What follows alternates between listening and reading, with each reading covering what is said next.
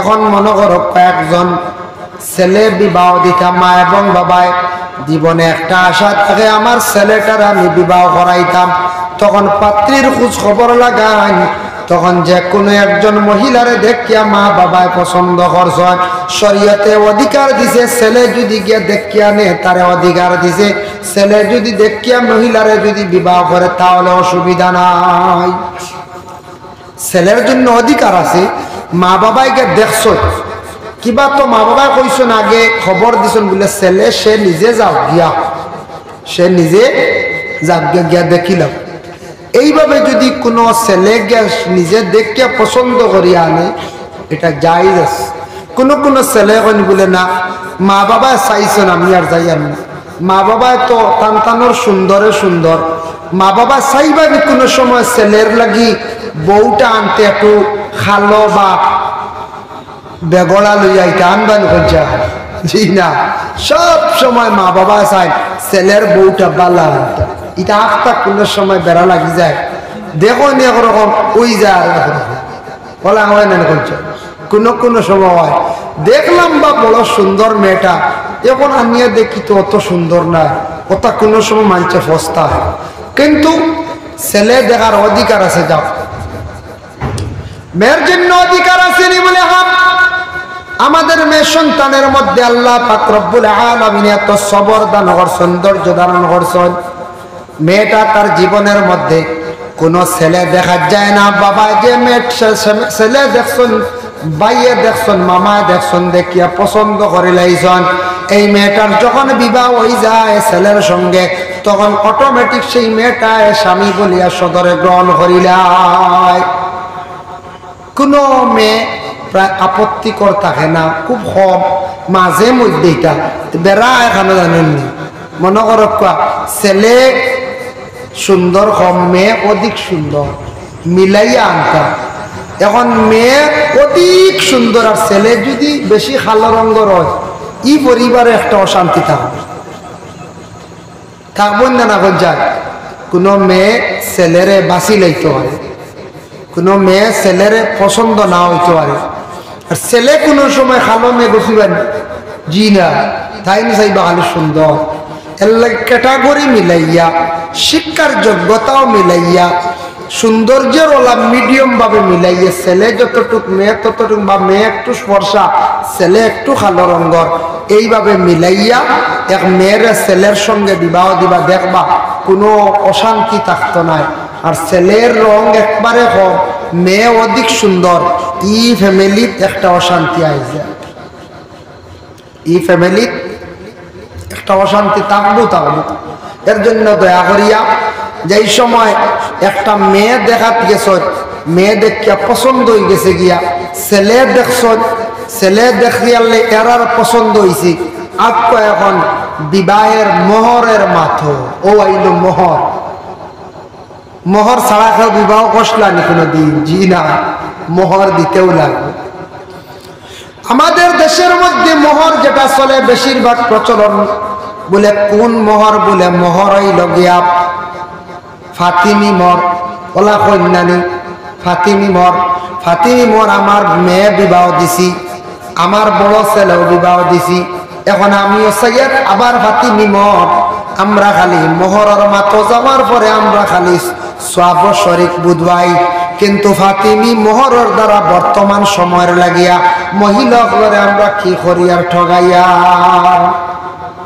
ফাতিমি মোহর একবারে সীমিত না, মোহরে ফাতিমি যেটা দার্য হয়ে যাইব এটা নগদ দেব হয়ে যেত, নতুবা এটা চান্দি কুলা থাকতো 133 বা 33.5 তোলা রূপার দাম।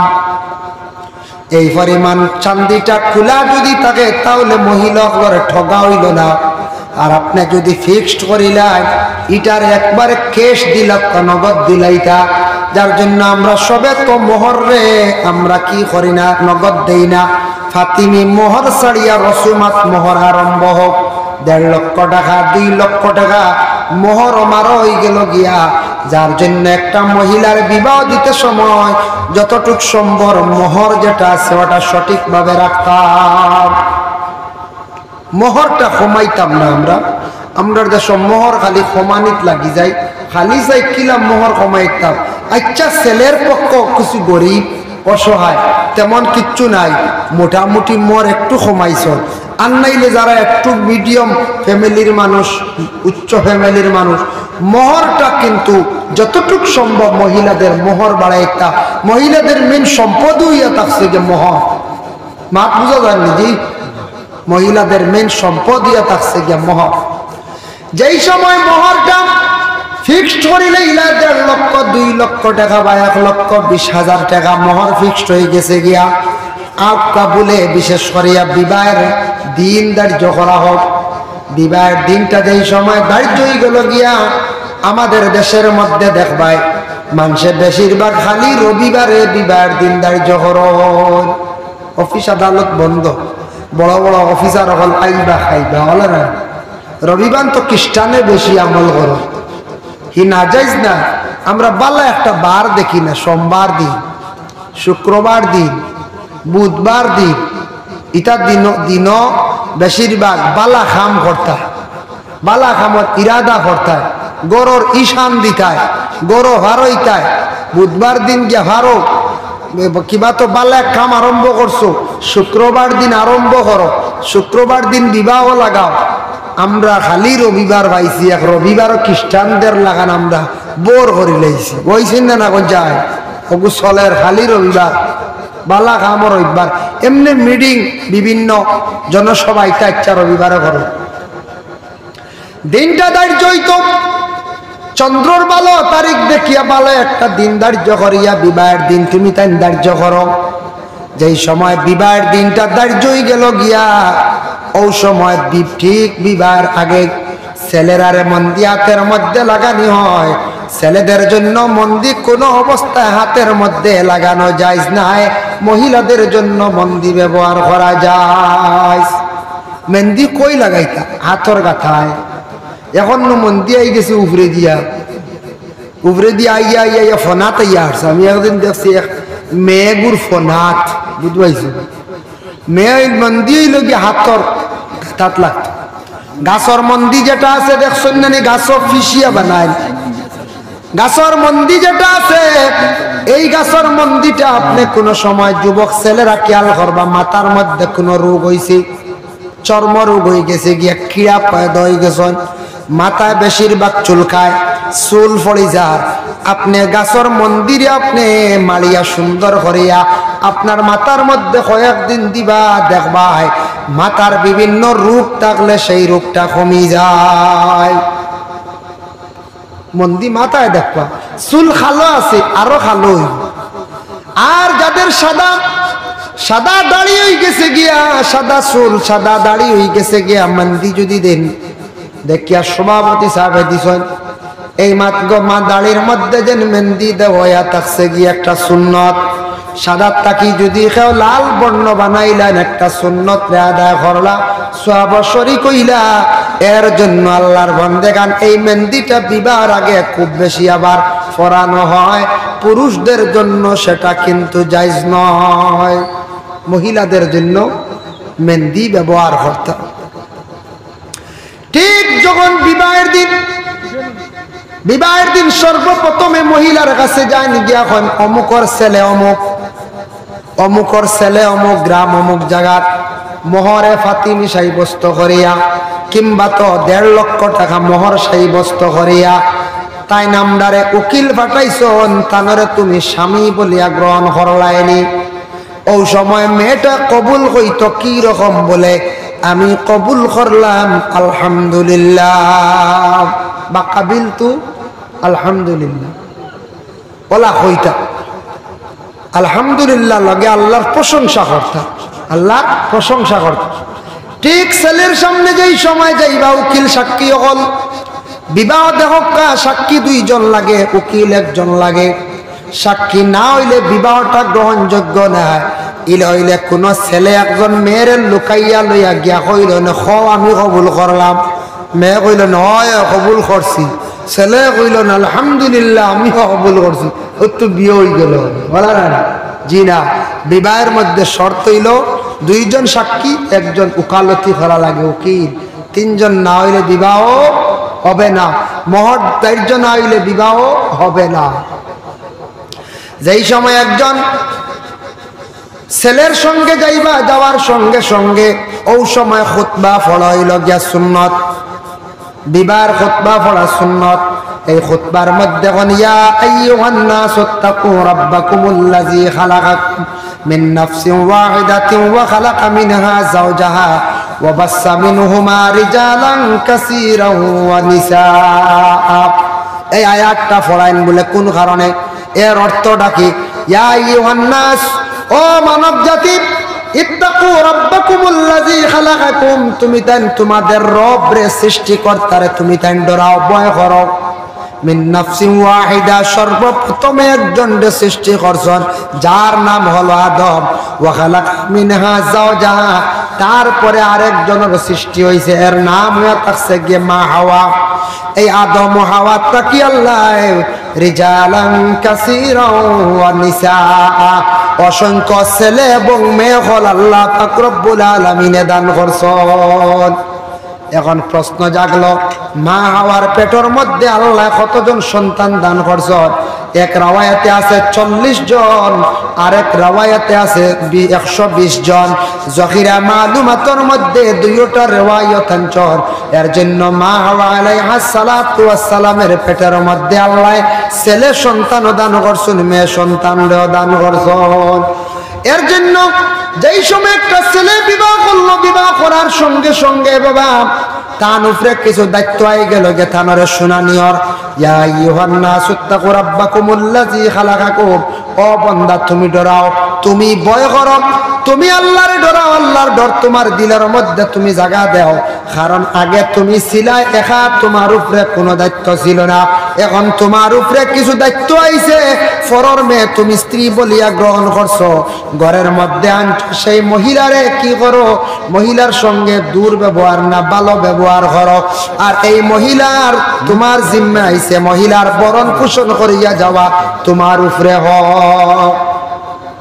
একজন স্বামী গড় স্ত্রী বলিয়া গ্রহণ করার সঙ্গে সঙ্গে তার উপরে হক হইল বরণ পোষণ করিয়া যাইতাম। এই মহিলার ডাক্তার দেখানির প্রয়োজন, ডাক্তার দেখাইতাম। এই মহিলার যা কিচ্ছু পরনের প্রয়োজন আছে, কাপড় পরিধান বিভিন্ন মাকিবার জিনিসগুলা দিয়া যাইতা। এই মহিলা যা কিচ্ছু লাগে সব কিচ্ছু কিন্তু সেই পুরুষে দিয়া যাইতা। এটা দায়িত্ব হচ্ছে বলে 1 নম্বর স্বামীর হক। 2 নম্বরে ঘরের স্ত্রী যেই না শোন, ঘরের স্ত্রীর জন্য আল্লাহর বান্দেগান জানিয়া রাখো, ঘরের স্ত্রীর জন্য রাসূলুল্লাহ সাল্লাল্লাহু আলাইহি ওয়াসাল্লামে ফরমায়, ঘরের স্ত্রী যেই না শোন, আপনার স্ত্রীর মানে পর্দা পুশিদে আপনি রাখার চেষ্টা করতাম, বাড়িটারে আপনি আড়াল দিতাম, বাড়ির ভিতরে মহিলার রাখতা, এটা আপনার উপরে হক, আপনার উপরে দায়িত্ব। আমাদের ইসলামে এইভাবে কইছে না বলে মহিলাদের রে বাজারও দাও, মহিলাদের রে তুমি তার কাজের জন্য বাইরে করিয়া দাও। আপনি গরস্তিরে লুকায়িত অবস্থা রাখতে হয় পর্দার হালতে, এটা কিন্তু স্বামীর উপরে দায়িত্ব। কোন স্বামী যদি গরস্তির জন্য যদি পর্দা করেন না, বিলকুল যদি লুকাইয়া রাখেন না, বিলকুল যদি সেই মহিলার আউরে যদি ছাড়িয়া দেন, তাহলে স্বামী কিন্তু জিন্দেগিতে গুনাহগার হইবা। স্বামী কি হইবা? গুনাহগার। দয়া করিয়া খাস করিয়া আমরার দায়িত্ব হইল আমরার মা বোনগুলোরে আমরা যথাসাধ্য যথাসম্ভব আমরা পর্দার ভিতরে রাখার আমরা চেষ্টা করতাম। তারপরে স্বামীর উপরে হক আইছে, তুমি তোমার গৃহস্থীর সঙ্গে সুন্দর ব্যবহার করো। আল্লাহ কোরআনের মধ্যে ঘোষণা করছেন, ওয়াশিরুহুন্না বিল মারুফ, বিবাহিতা পুরুষ জাত তোমাদের স্ত্রীর সঙ্গে তুমি তার সুন্দর ব্যবহার করো, ভালো ব্যবহার করো। এর জন্য স্বামী গৃহস্থীর সঙ্গে সুন্দর ব্যবহার করতা। স্বামী গৃহস্থীরে 2 অবস্থায় মারতা না, নিষিদ্ধ আইছে গিয়া। 1 নম্বরে ফাও চালাইয়া মারতা না, আর 2 নম্বরে থাকছে গিয়া মহিলার গালর মধ্যে মানে মুখের মধ্যে মারতা না। আমাদের দেশে কিছু সংখ্যক মহিলাদের রে মানুষে মারন, গালো মারন, ফাও চালাইয়াও মারি দি। 2 অবস্থাতে মহিলাদের রে মারা নিষিদ্ধ। মহিলার মধ্যে যদি দুইটা জিনিস যদি আমানত পায় তাহলে সেই মহিলারে কেউ মারবা না, মহিলাগুলোর কষ্ট দিবা না। এক নম্বরে আতাকছে মহিলা যদি আমানতরে যদি খেয়ানত করে না তাহলে জানিয়া রাখবা এই মহিলার মধ্যে ভালো দুইটা গুণ আছে, এই মহিলারে তুমি দেন মারিও না। এক নম্বর ভালো গুণ যদি পাইলাও বলে কোন কোন মহিলার মধ্যে যদি আমানত থাকে খেয়ানত যদি করে না। স্বামীর সম্পদ যেগুলা আছে এই সম্পদটা যদি আমানত যদি রাখো, স্বামীর টাকা পয়সা কিবা তো তার দেহরে স্বামীর সম্পদ রে যদি মহিলায় রাখুন আমানত হিসাবে এটা খেয়ানত হয় না, তাহলে এই মহিলার মধ্যে একটা বালা গুণ হইলে আমরা দেশ কিছু কিছু মহিলাগুলোরে স্বামী ওগুলো পয়সা দেখাই না কিলা নিয়াও বাক্সত তৈলা আলমিরা তো গড্ডাজ আর হোমরো চাবি বুঝতে মানে মহিলাগুলোর বিশ্বাস করেন না নিজের স্ত্রীরে তে বেটির এখন পয়সার দরকার আছে এক সময় কিচ্ছু জানে কিনিয়া খাইতা বাড়িতে আইসি একটা মিঠাই আলা কিবা তো কোনো জিনিস একটা কিনতেও বালা বিভিন্ন প্রয়োজন থাকেন না না আমরা বিলকুল পয়সা সোয়ানি নাই দেখানি নাই হোমরো চাবিলিয়া খালি আঠিতরা তো এই মহিলা পয়সা এর লাড়িবুন না না ঘরের স্ত্রীরে বিশ্বাস করেন না তার কারে করতাম আপনি তান হাতে পয়সা দেখ পয়সা দেখলে একটা মায়া বাড়বো একটা উয়ামা আছে না একগুলো এটা সবসময় ভাড়া লইয়া আর বিআইপির টাকা পয়সা ও মহিলার মধ্যে ভাইলা একটা গুণ আমানত যদি খেয়ানত করেন না। দুই নম্বর হলো মহিলাদের মধ্যে ভালো গুণ বলে কোন গুণ যে মহিলা স্বামীর সম্পদ রে ছাইয়া রাখেন, স্বামীর এরিয়ার বাড়া বেশি দেন না হুকুমর বাড়া এরিয়ার ভিতরে থাকা অবস্থায় মহিলা কিন্তু স্বামীর সম্পদ রে খুব বেশি মনোযোগ দিয়া ছাইয়া রাখেন, এই মহিলার মধ্যে ভালো গুণ পাইলিলাম। এই মহিলার তুমি তাই মারিও না, কষ্ট দিও না। তারপরে আমাদের দেশে কিছু কিছু পুরুষরা মহিলাদের উপরে অত্যাচার করুন, জুলুম করুন বলে মহিলাগুলোরে কোন কারণে আপনি কষ্ট মারতে পারবা, আপনার শরীয়তে অধিকার দিছে। একজন মহিলা স্বামীর কথা শুনুন না, যে মহিলা স্বামীর হুকুম রে অমান্যতা করন, পর্দা তেন করেন না, অন্য পুরুষের লাগি গল্প করেন, বেহায়া সুরতে তেন চলাফেরা করেন, প্রথমে আপনি কি করতে ফাইজু হুন্না কুরআনের আদেশ তুমি সেই মহিলারে কি করো নসিহত করো, ফাইজু হুন্না মহিলাদের তুমি তার নসিহত করো, ওয়াজ করো, বুঝাও। আচ্ছা বনর ফাঁকিরেও বুঝাইলে বুঝেন না একটা জন্তু ফালিলে ইটারে জন্তু ফালিলে অগুরে শিক্ষা দিলে বুঝাইলে অজ্ঞ বুঝি প্রথমে বুঝাও বলে অগো বিবি তুমি বেপরদার হালতে চলিও না, তুমি আউরি মাঞ্চল লাগি বেশি মাতিও না, প্রয়োজনে মাতিতার দরকার আছে, যার সঙ্গে মাতিলে শরীয়তের অধিকার আছে হুকুম আছে মাত কোনো অসুবিধা নাই, কোনো অসুবিধা নাই। আল্লাহর বন্দেগানের জন্য বিশেষ করিয়া দুই নম্বরে বুঝানির পরেও যদি হইছে না আপনি প্রতিবেশী বা আত্মীয় স্বজন ঘরের ফ্যামিলির মানুষরে হক্কা বলে আপনি আমার মানুষটারে বুঝাইন, এরপরে যদি মেয়েটায় বুঝে না তারপরে আপনি শ্বশুর বাড়ি হইতে পারেন, নালিশ দিতে পারেন বলে আপনার মেয়ে এই ধরনের দুর্ব্যবহার করে এর পরবর্তীতে, কিন্তু তারপরে হইতে পারেন এরপরে হইছে না ওর পরে হইতা ওয়াহজুরু হুন্না ফিল মাদাজি, এই মহিলার জন্য তুমি তার বিছনাটারে সেপারেট করো, আলোক করো। এইভাবে যদি কেউ বিছনা যদি 2 মাস 3 মাস যদি আলোক করিলে মহিলা হল অবশ্যই মানে সন্তুষ্ট হয়ে যাবা, মহিলা হল অবশ্যই সংশোধন হয়ে যাবা, যার জন্য তারপরেও যদি হইছে না ওয়াদরিবুহুন্না মহিলাগুলোরে তুমি তান মারতে পারবা, মারার হুকুম আছে, তবে আউরি অস্ত্র দিয়া মার না। শরীয়তের বিধান হলো, শরীয়তের হুকুম হলো আপনি কিতা দিয়ে মারতে, নরম জিনিস দিয়া বালিশ দিয়া মারতায়, বালিশ দিয়েও মারবানি হয়েছে জি না, বালিশ হারি যাবে জি হারিয়া রুই বারো যাবে, এগুলোর দাম কত টাকা না, বারিক কঞ্চি দিয়া সিংলা দিয়া মহিলাগুলোর তুমি মারার অধিকার আছে, মারতে পারো। কোন প্রয়োজনে যদি গরস্তি কথা শোনেন না, শরীয়তের উপর পাবন থাকুন না, বিলকুল কথা শোনেন না, তাহলে আল্লাহর বান্দাগান মারতে পারো, নতুবা আপনার জন্য মারার কোনো কম নাই। আপনি আপনার ঘর স্ত্রীর জন্য সুন্দর ব্যবহার করতা। ওয়াশিরুহুন্না বিল মারুফ, পুরুষরা তোমাদের স্ত্রীর সঙ্গে তুমি দেন ভালো ব্যবহার করো, স্ত্রীর সঙ্গে তুমি তাই ভালো ব্যবহার করো, সুন্দর ব্যবহার করো। দেখো রাসূলুল্লাহ সাল্লাল্লাহু আলাইহি ওয়াসাল্লাম আয়েশা সিদ্দিকার সঙ্গে কত সুন্দর ব্যবহার করছেন। আয়েশা সিদ্দিকা রুটি তাও দিতরা, চুলার মধ্যে রাসূলুল্লাহ আগুন বাড়াইয়া দিলাম। আয়েশা নিষেধ করলা, ইয়া রাসূলুল্লাহ ইয়া হাবিবাল্লাহ, আপনি খেনে এগুলা করেন বলে কাফি মেহনতি ওয়ালি আলো পরিবার মেহনত, যেটা এটা ইবাদত, এটা হইল গিয়া মোহাব্বত। এর জন্য প্রয়োজনে স্বামী ঘর স্ত্রী সকলরে কাজে সাহায্য করতা। আপনার ঘর স্ত্রী বেমার, আপনার ঘর স্ত্রী কইসুন সমল এখান বড় বাড়ি দইতাম সাহায্য করেন। যদি ঘরের কোনো কাজে যদি সাহায্য করা লাগে, একা পরিবার আপনি সাহায্য করেন। স্বামী যদি ঘর স্ত্রীরে যদি সাহায্য করেন, আমার নবীজির আদর্শ ছিল আয়েশা সিদ্দিকারে সাহায্য করছেন। আমাদের দেশে কিন্তু মানুষে দেখিয়া কমেন্ট করেন, কোনো স্বামী ঘর স্ত্রীরে কাজও সাথ দিলা, লাগাবাড়ির কেউ যদি দেখিলাই বাজারে গিয়ে তুলবা, এখান হইবা এন কিতা ও কিতা এখন হইন না নিকান আর হইয়ান না, বুঝবাই তো। কিন্তু দেখো আমরা রাসূলুল্লাহ কত সুন্দর করি আয়েশা সিদ্দিকার লাগি ব্যবহার করছে, জি কত সুন্দর করিয়া মানে মহব্বত পয়দা করছেন। আয়েশা সিদ্দিকায় বর্ণনা করছেন যে আমি একদিন হলো এক পাত্রর মধ্যে মুখ লাগাইয়া আমি খাইলাম। আরেক রবায়ত আছে মাংসর রান মুখ লাগাইয়া ওলা খামর মারি খাইছি, রাসূলুল্লাহ ওদিকে মুখ লাগাইয়া আবার খাইছেন। সুবহানাল্লাহ। আয়েশা কইল, ইয়া রাসূলুল্লাহ, আপনি দেখি ওদিকে মুখ লাগাইয়া খাইলা, বলে এটাও মহব্বত, এটাও কিটা মহব্বত। স্বামী স্ত্রীর মধ্যে মহব্বত পয়দা হয়।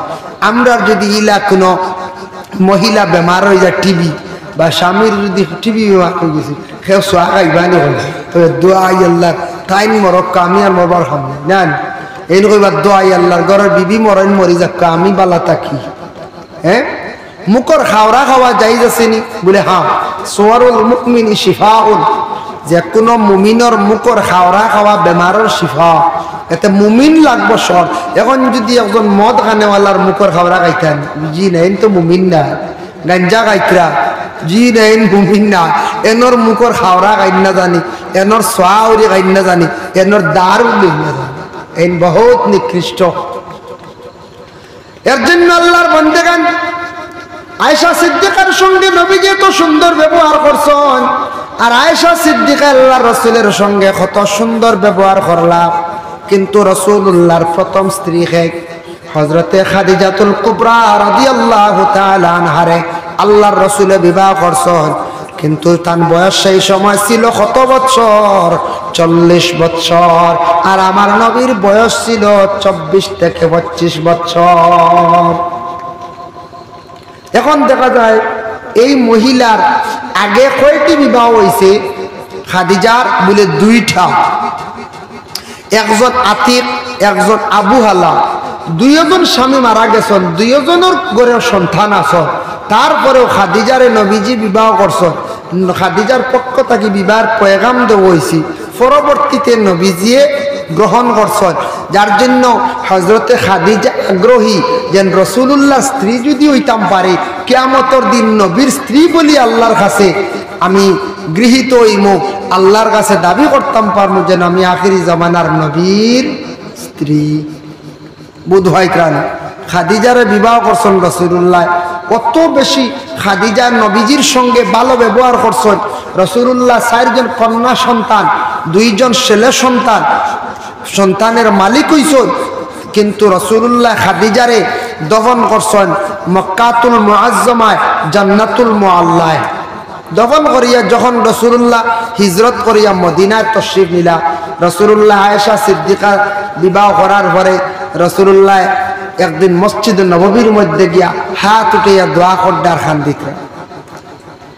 একজন স্ত্রী আয়েশা সিদ্দিকায় অপেক্ষা করতে করতে কইন রাসূলুল্লাহ কই গেলাম?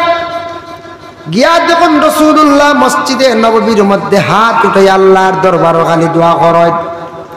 দোয়া করতে করতে আয়েশা সিদ্দিকা রাদিয়াল্লাহু তাআলা আনহা নিকটে গিয়া শুনন আল্লাহর রাসূল খাদিজার কথা কইয়া খালি দোয়া করডা। ওই সময় আয়েশা ঘরের মধ্যে তশরিফ আনন। কিছুক্ষণ পর রাসূলুল্লাহ আসার পরে আয়েশা সিদ্দিকা প্রশ্ন করেন, ইয়া রাসূলুল্লাহ, ইয়া হাবিবাল্লাহ, আপনি আজকে শুনলাম খাদিজার কথা কইয়া খালি আপনি খান্দিতরা দোয়া করডা। কইলা, আয়েশা গো, তুমি কি জানো না আমার খাদিজার সঙ্গে একটা মায়া আসলো। আমার খাদিজা জীবনে আমার জন্য এত মেহনত করছেন, আমার জন্য কষ্ট করছেন, ইসলামের জন্য এত সাহায্য করছেন, জানটা কোরবান পর্যন্ত করছেন। বলে কিলা কোরবান করছেন? বলে জান দিতে তিনি বাধ্য হয়ে গেছেন গিয়া।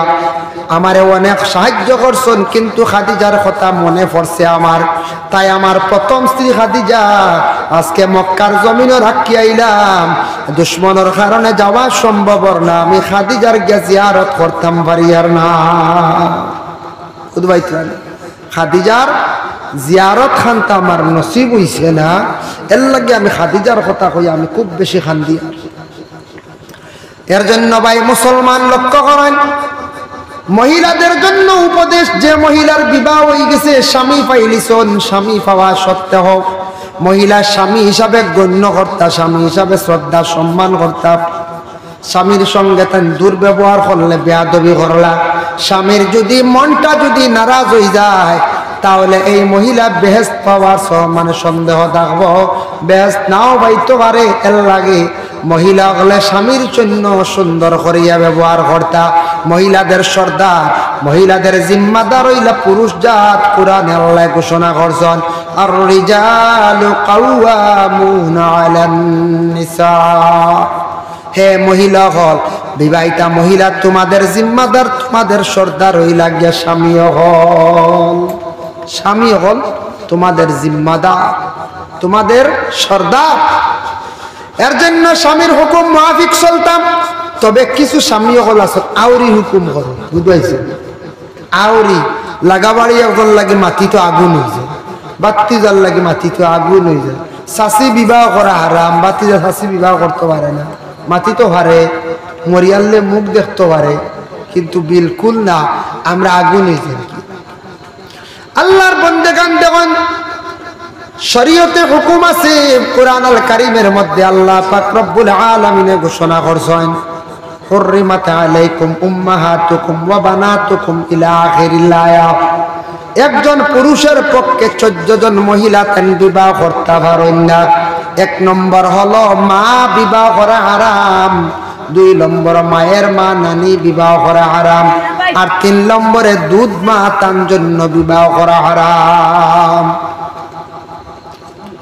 কইবার নানি কোনো বিবাহ করা যাইব না, ইলা হইতে পারতা না। নানি জোয়ান আসর নাতি লইয়া যাইতে কি ভাই, হ্যাঁ কইবা কিলা নিব। দেখছেন নি 2 দিন আগে সোশ্যাল মিডিয়া দাম দে শ্বশুরি লইয়া কই গেছে, হ্যাঁ আল্লাহ আস্তাগফিরুল্লাহ নাউযুবিল্লাহ। ইতারে ফাইলে শরীয়তর হুকুম আইব রজম, রজম বুঝাইছনি ভাত্তর মারিয়া মারা। এটা রজমর হুকম গেছে গিয়া, শ্বশুরের লইয়া গেছে কি নিজের স্ত্রী থইয়া, নাউযুবিল্লাহ মিন যালিক। নিজের শুনিয়া খুব জঘন্য লাগছে, লজ্জাজনক ব্যাপার। আল্লাহ হেফাজত করো, এরা আমরা সমাজরে ধ্বংস করে, মুসলমানদের লজ্জিত করে। আল্লাহ এরা হেফাজত করো। কি ধরনের শ্বশুরি, দামদর লগে শ্বশুরি হলে দামান দেখলে মাথা নোয়ায়, হ্যাঁ দাম দে শ্বশুরি দেখলে শরম লাগে, মাথা নোয়ায়। আজ দেখা যায় দামান দিয়ে শ্বশুরি গেছে, ইয়া সুবহানাল্লাহ। আল্লাহ হেফাজত করো। এর লাগে কইয়া চোখ যাইতে কি পারে, ইলা কোনো নাতির না নির্বাহ, হয় হয়। যার কারণে নানি বিবাহ করা হারাম, তাই বিবাহ করতে পারতেন না। দুধ মা বিবাহ করা হারাম। যাই হোক, 2 নম্বর হলো এরপরে ভাইরা আপন ছেলের বউ বিবাহ করা হারাম, এরপরে হইল আপন মেয়ে বিবাহ করা হারাম, এরপরে বাতিজি বিবাহ করা হারাম, আপন বাতিজির ঘর নাতিন বিবাহ করা হারাম, আপন বাগ্নি বিবাহ করা হারাম, বানির ঘর বাগ্নি বিবাহ করা হারাম, বোন বিবাহ করা হারাম, মই বিবাহ করা হারাম, ফুফু কিন্তু বিবাহ করা হারাম, শাশি বিবাহ করা হারাম, তবে শাসির একটা হুকুম আছে, চাচায় যদি একবারে তালাক দিলাইছন ছাড়িয়া বিদায়, তাহলে অন্য বাতিজা বিবাহ করতে পারবো, যার জন্য চাচি বিবাহ করা হারাম। এর জন্য আন তাজমাউ বাইনাল উখতাইন, দুই বোন একসঙ্গে রাখিয়া বিবাহ করা হারাম। প্রথম একজন বিবাহ করছেন বড় বোন, ছোট বোন শালি, শালিরে আপনি বিবাহ করতে পারতেন না। আপনার প্রথম স্ত্রী যদি মারা যায় তাহলে শালি আনতে পারবা। দুই বোন একই সঙ্গে রাখা শরীয়ত নিষিদ্ধ করছে, জায়েজ নাই।